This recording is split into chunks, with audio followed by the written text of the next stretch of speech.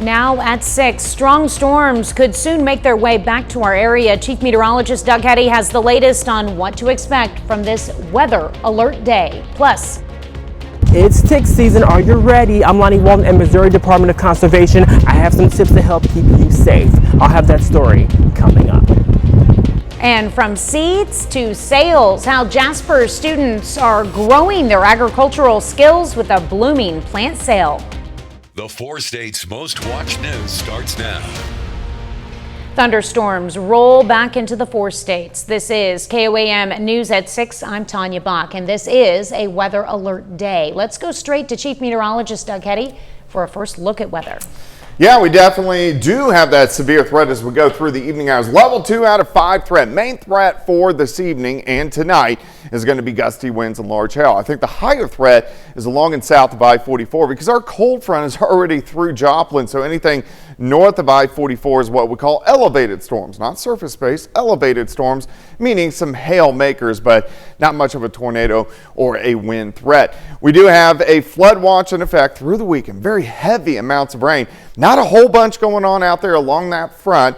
We're getting some very light sprinkles, light little showers. Eventually, we'll get some thunderstorms that try to start booming south of I-44 and then kind of building in southeastern Kansas later on tonight. So you can see these guys will have a hail threat, and then these will also have a little smaller hail threat building in some loud storms for us tonight. Heavy amounts of rain, but again, the overall severe threat is not extremely high. Then we just go into periods of rain all weekend. Severe threat returns Sunday. We'll talk about it here in a bit. All right, thanks, Doug. Well, if you're spending time outdoors, the Missouri Department of Conservation has a friendly reminder. Keep an eye on your surroundings and be sure to give yourself a good check for ticks. KOAM's Lonnie Walton spoke with an expert for advice. I spoke with some locals who said they had some close encounters with ticks. Luckily, they were safe, but they say at first it really wasn't all that fun. It was after doing yard work, and I didn't realize I even had it on me. Kimberly Oss is a Joplin resident. She says she had a huge scare when she found a tick on her body while she was pregnant. It almost looked like a mole, and yeah, my husband took it off for me. It was on my shoulder. This is why Francis Gillespie from the Missouri Department of Conservation says you should keep an eye open for these creatures. You get in from whatever that outdoor activity is, check yourself for ticks.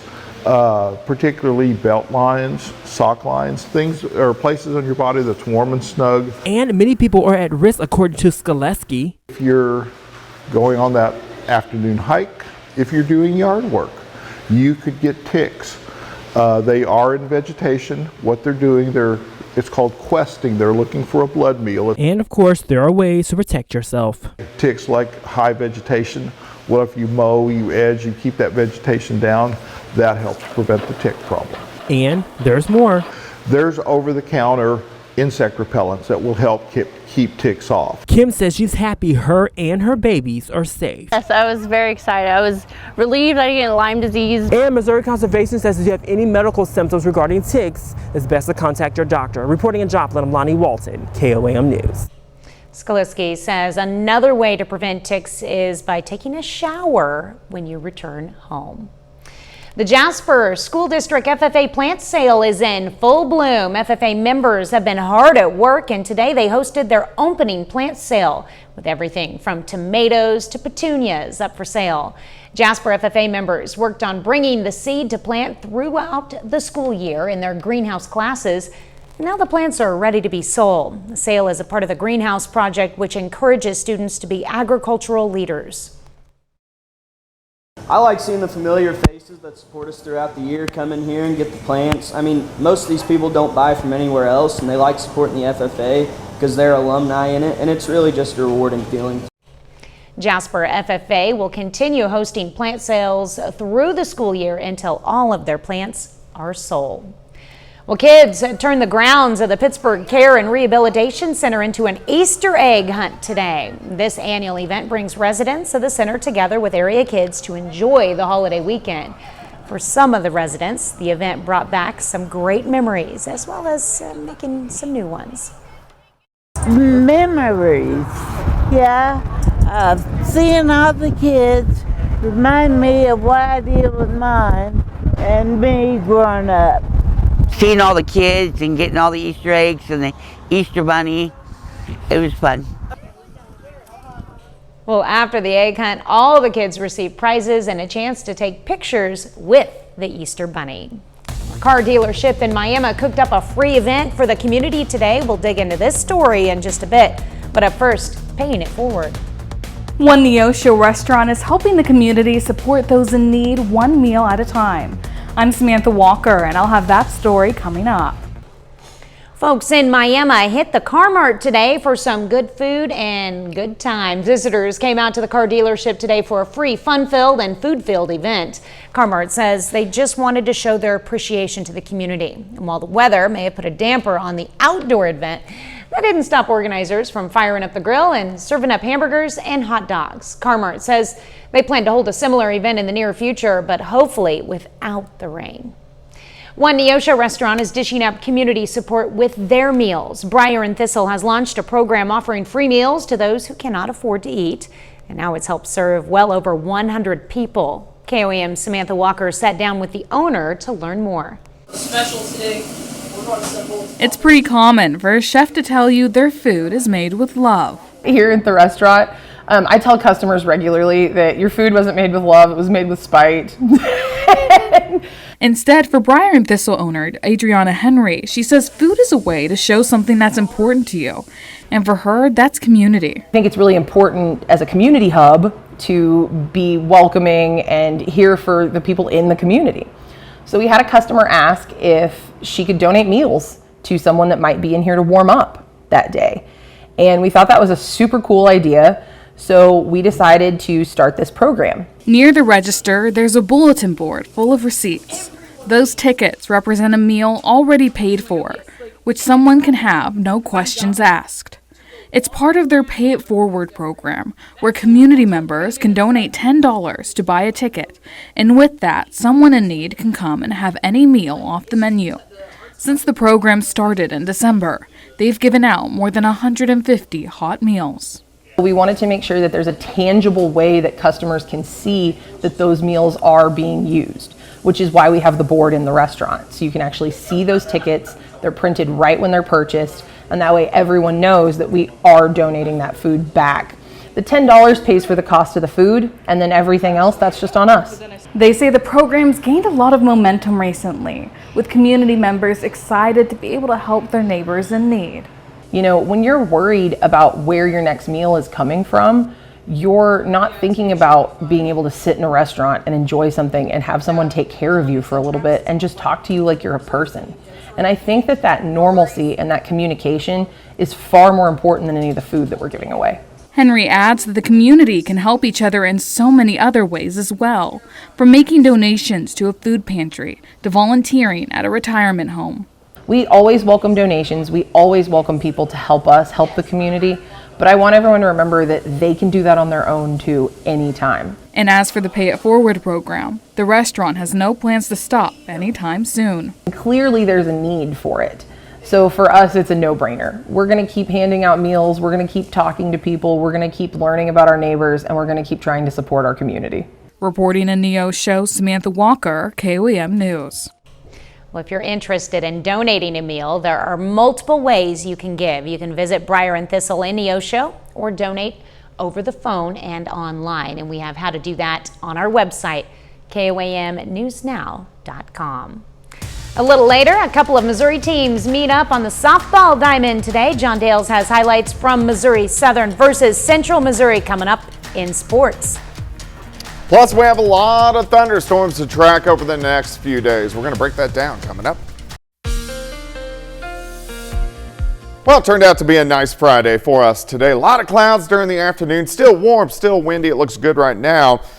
We are looking downtown Joplin. You can still see the flags are blowing out of the southeast. But here at the station, we have north wind. So that front is right in between Pittsburgh and Joplin. Along that front is where we are going to see showers and thunderstorms getting going as we go through the evening hours. No watches right now. Nothing severe thunderstorm, nothing tornado watch in effect across the region, which is good.